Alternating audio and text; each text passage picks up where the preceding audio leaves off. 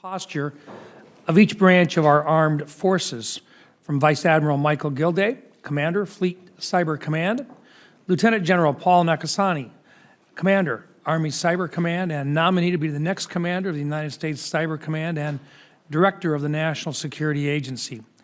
Major General Loretta Reynolds, Commander, Marine Forces Cyber Command, and Major General Christopher Wegeman, Commander, Air Force Cyber. At the conclusion of Ranking Member Nelson's remarks, we will ask our witnesses to make their opening statements. After that, we'll give each of our members 5 minutes to ask questions of our witnesses. As we approach full operational capability later this year, the maturation of the Cyber Mission Force continues at an impressive pace. According to Admiral Rogers' testimony a couple weeks ago, we are on, we are on pace to reach that milestone earlier than planned. This, along with the many other advances we see as the Department takes what was once a niche capability and transforms it into a multifaceted warfighting discipline, is the result of your hard work. We thank you for your leadership. Despite the successes, however, challenges remain as your focus now shifts from building a first-of-its-kind force to a sustaining one. In particular, that sustainment will require a robust pipeline of talent ready to take the reins as soldiers and civilians move to other disciplines, are promoted, or separate from the military to take cyber jobs in the private sector. Last year, we heard about the 127 Air Force cyber officers who, after completing their first tour on the Cyber Mission Force, departed the Cyber Mission Force. We understand that was an isolated incident and that each of the services has enhanced its focus on how it manages its force. Just recently, the Marine Corps announced that it was creating a cyberspace occupational field to address some of these challenges. I think we all expect this to be a perpetual challenge, and we look forward to hearing how you are working together, sharing ideas, and pursuing creative approaches to make certain that we develop the bench strength that we require. When it comes to providing the cyber weapons that the force will need to deter and defend its cyberspace, there too is significant room for improvement.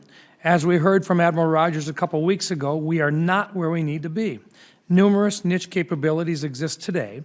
However, across the enterprise, the capabilities for training and conducting operations are in the earlier stages of development and won't be delivered for some time.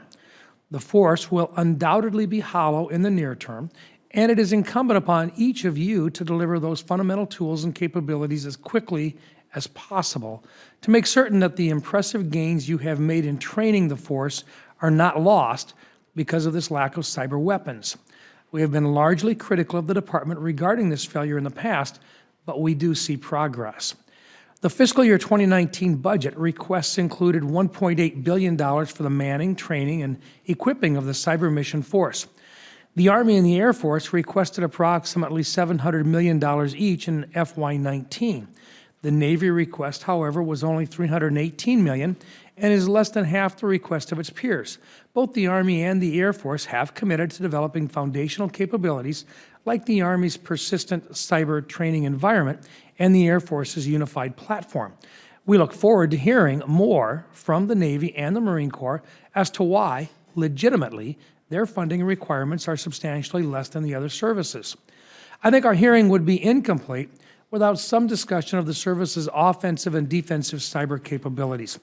Of particular interest to me is the service's offensive capabilities in the context of the report of the Defense Science Board Task Force on Cyber Deterrence, which was published in February 2017, just over a year ago.